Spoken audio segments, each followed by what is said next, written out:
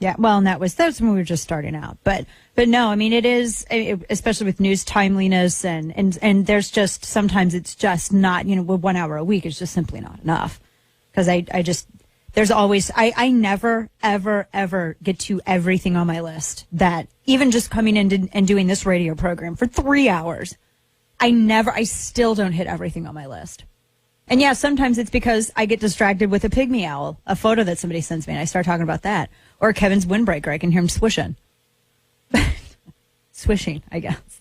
Let's kick it into headlines. We got calls coming up. With all the news that is news, it's the Dana Show headlines. So this is an interesting point from Chuck Todd. I have a feeling that Chuck Todd is falling out of love with certain people within the DNC. He says, well, the Clintons, they're Clintons. They're wealthy. And let's remember how they acquired their wealth. They didn't do it in some incredible business creating jobs and all this. They just acquired the Clintons. Yeah. See, they're wealthy simply because they're wealthy simply because they're the Clintons. That's true. There's truth in that. That's simply what it is. Audio soundbite, let's see. Audio soundbite 20. Bill Clinton and history in Iraq. It's quite interesting. Listen. Well, I believe, if they hadn't gone to war in Iraq, none of this would be happening. What? So I think... Wait a minute. It wouldn't be happening in Syria. He just blamed Bush. So let me get this right. So Bill Clinton is saying that Sunni and Shia and different factions, different Arabic factions in the Middle East, that they lived in peace and harmony and they always got along even before the founding of the United States, and that all reports contrary to that are false because really they didn't start disliking each other until George W. Bush and until Bush Sr., until the Bushes. Is that correct?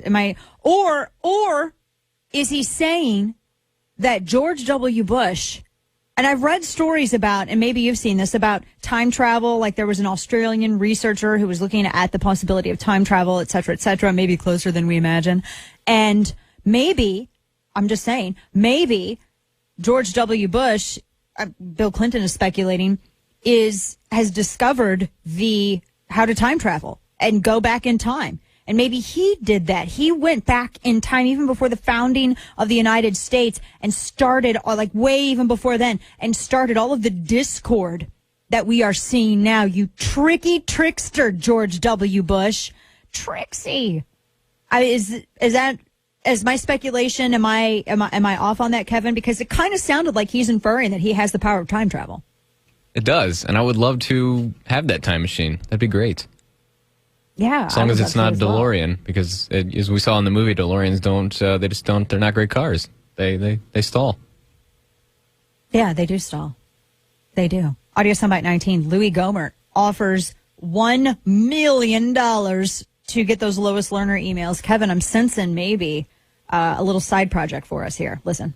So you think you have to offer $1 million to get these emails? Why is that?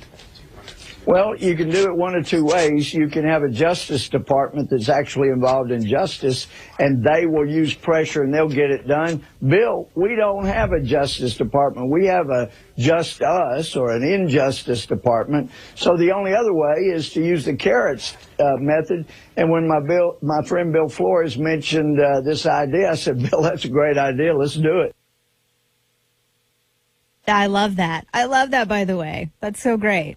$1 million. The makeup artist here, her name's Diane at the Blaze, loves Louis Gohmert. Texas born and raised, she is. She's got a Louis koozie. Did you know that, Kevin? I didn't know that Louis Gohmert made koozies, but she got a Louis koozie, and she keeps her bottled water in it. But I'm not surprised, because there is pretty much a koozie for everything now. I don't know if you've noticed that. Except for the Dana Show.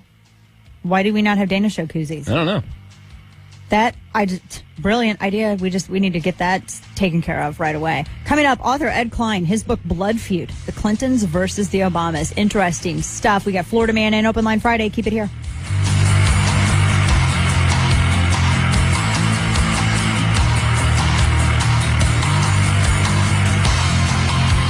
The Dana Show.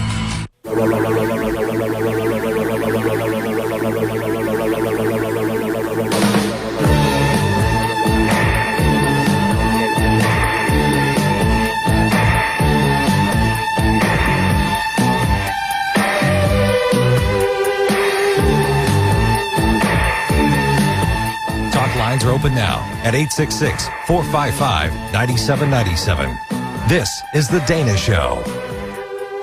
I talked to this gentleman just the other day on The Blaze, this Blood Feud, this book, which has been, I've seen so many things come out and become headlines from this book.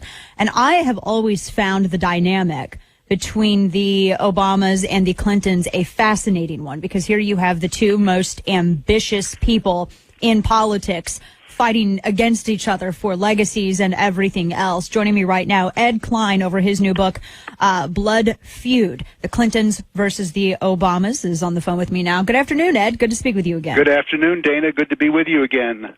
Yes, this there's so many things in this book to get into, and folks, it's available online or Amazon, your bookstores.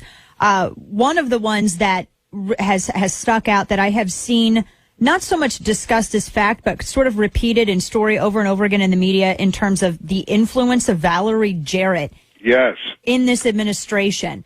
One of the great unknown figures in modern history. Yes. Tell us about most Americans, this. I don't think, have ever even heard of Valerie Jarrett, and here she is living permanently in the White House, in the Obama White House. She has her own suite of rooms, has her own Secret Service detail, eats dinner with the Obamas in the evening, stays later in the residence and talks to Michelle over a bottle of Chardonnay wine, goes on vacations with them, and most important of all, is Barack Obama's most influential advisor.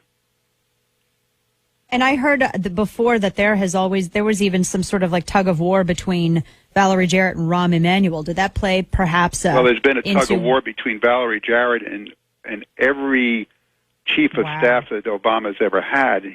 Valerie Jarrett, along with Michelle Obama's encouragement, basically drove Rahm Emanuel out of the White House back to Chicago, where he ran for mayor, as we know. She also did in Rahm Emanuel's replacement, Bill Daley, another Chicago figure, who quit after a year because he said every time he and the president agreed on a policy, Valerie would go upstairs for dinner with the Obamas and then spend some time up there alone, God knows saying what to Obama, and the next day Obama would come down and reverse the policy. So he left. It's almost as though she's co-president in a way. Well, you know, it's like a triumvirate, like a triangle. Mm-hmm. Barack Obama, Michelle Obama, who also has an enormous amount to say, and Valerie Jarrett. There used to be a fourth member of that. That was David Axelrod, who now no longer is in the White House. But when he was there, he was really the fourth member of that very important group that was essentially running the executive branch of government. Right. Wow. With this, and I know that there's been a lot of discussion as to where the Obamas are going to land after the White House with, I've heard stories of they're going to buy a home in Hawaii. They're looking in South Carolina, I mean, everywhere. But in your book, you actually discuss how the First Lady is being encouraged by Valerie Jarrett to maybe go after Mark Kirk's seat. She has been encouraged by Valerie Jarrett to do just that. Mark Kirk, as you know, experienced a stroke, which I gather he's never entirely recovered and he's up for re-election in 2016 while Obama will still be in office. And Valerie Jarrett would like to see Michelle run for that seat, which means she'd have to run for the Senate while her president was still president, while her husband was still president. I'm a little doubtful about it. I'm not saying she's not going to do that, but, Michelle Obama doesn't strike me as a born politician. She doesn't suffer fools gladly. She's, has a very salty vocabulary.